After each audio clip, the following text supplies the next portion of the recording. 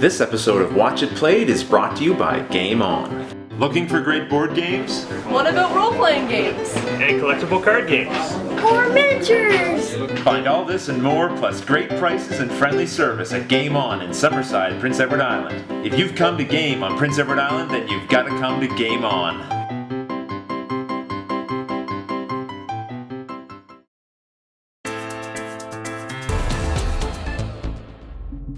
Over 2 generations, the people of King Rodney settled the southwestern territories of Small World.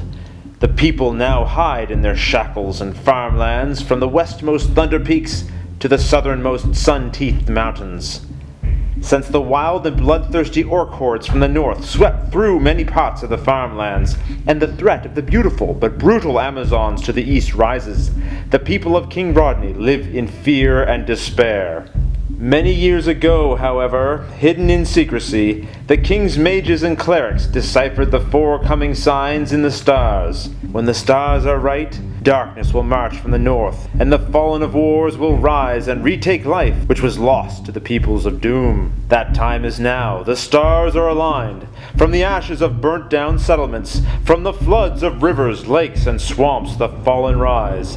The air is filled by the smell of rotten flesh, and the wind carries their sounds, the knuckling and buckling of bones. During daylight they hide in dark fogs, and in the night their red eyes glow as they march, paralyzing their enemies with diplomatic fear? That's right, as you might have guessed by now from the great introduction provided by Anton, the diplomat skeletons are the choice of our online viewers for this turn. And to collect them, we're going to have to place 1 coin of ours on the Flying Ratman, and then we can pick up the tokens and retrieve the ability badge and racial banner of the diplomat skeletons. And as you can see, we'll be collecting 11 tokens with which to do our conquering. I've stacked them here. Also, we are diplomats, and what that means is at the end of each of our turns, we can pick one of the players that we did not attack that turn, and they are not allowed to attack us during their turn. And the skeleton ability will provide us with an extra skeleton token at the end of our turn for every 2 locations that we conquer that had occupiers in it. And since we've removed a race from our selection, we're going to have to move these races up and then reveal a new one, which will be available to whoever goes into decline next. Let's see what we have here. Merchant Ghouls, a natural pairing. Now before we go on with our player turn, I just want to describe for you what these different abilities and races do, because I didn't talk about the Underworld Elves when they were revealed last time, and I do want to tell you about the Merchant Ghouls. So let's start with Underworld. What this means is that any location that has this symbol on it requires 1 less token to conquer. Also, any locations that have this symbol on them are considered adjacent. So if you conquer a location with this symbol on one side of the map, you can then immediately go and conquer another location with that same symbol, even if it's on the other side of the map. Now as far as elves go, their special racial trait is that when they are conquered, they don't lose any of their tokens. Now normally when you're conquered, you return at least 1 of your tokens to the tray. The rest of the tokens on that location you get to pick up and redeploy. With elves, you don't lose any of your tokens. You get to pick all of them back up to redeploy during the end of that player's turn. So basically elves don't get killed off, they just kind of get pushed around the map. Now Merchant Ghouls, well, merchants have a very special bonus. For every location that you occupy, you're going to collect an additional victory coin. And ghouls, they have a very special racial trait. When they go into decline, you don't remove any of their tokens from the board. You still flip them over, but they remain active. In other words, during your turn, you can continue to move around and conquer with them. At the same time, you're going to be collecting a new race that you're also moving around. So effectively, you have 2 different races that you're able to move and conquer with during your turn. And in particular, Merchant Ghouls offer great discounts on rotting flesh. But let's get back to our game. So the move that got the most votes was by 8Argus8, who credits 89Monkey's suggestion, which he built upon. And here's what he wants to do. To begin, he wants to use 3 skeleton tokens to invade here and take this location over from the orcs. What do you think of that, Luke? I don't like it! I bet you don't. Well, it's not over yet. Then, Luke, they want to take over this location from this orc. That's not allowed! That's not allowed? Well, I'm afraid it is, Luke, because next our skeletons are going to take over this location.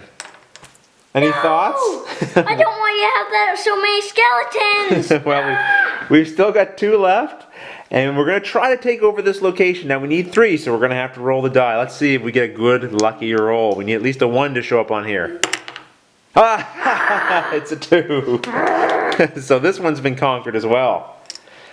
So those are the locations that our skeletons have, and now we can redeploy. And now that it's the troop redeployment phase, the skeletons collect bonus tokens for every 2 locations that they conquered that were previously occupied. And we conquered 4 locations, which means we're going to get 2 additional tokens. And with these 2 additional tokens, the players want to deploy them right here and here.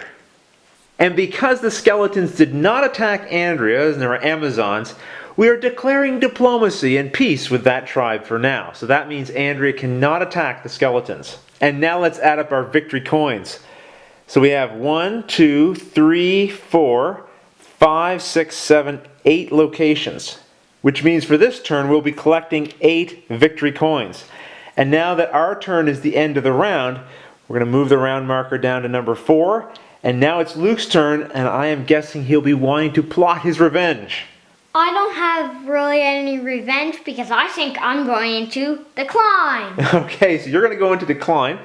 So we're going to flip over your tokens here for your orc race. To remove these 2, only 1 token can be left behind. And it has to be flipped over. And I'll flip over my bander and discard my ability.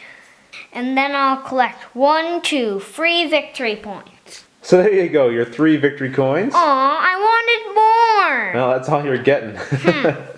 Now, Andrea, you've got a bunch of choices here. So what are you going to choose to do?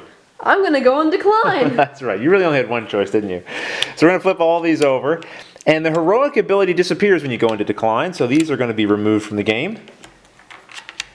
And once we've got all these flipped over, then we're going to have to look at your race banner and abilities. And now I have to flip over my race banner and discard my ability badge.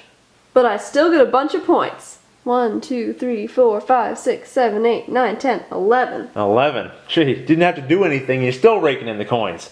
Alright, so here's your coins.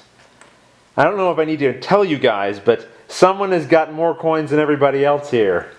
Now, I don't know about you guys, but at the beginning of this video, I was feeling pretty confident about how things were looking for us. We have our brand new army, we're charging onto the board. But now, our enemies are going to be bringing in whole new armies during the next turn, so we have got to look out. So now, take a while, think over what we've got to work with here, and come up with what you think the best next move would be for us. Should we go into decline again? or what? Well, anyway, you guys figure out what you think it should be, and then put your suggestions on the Watch It Played blog.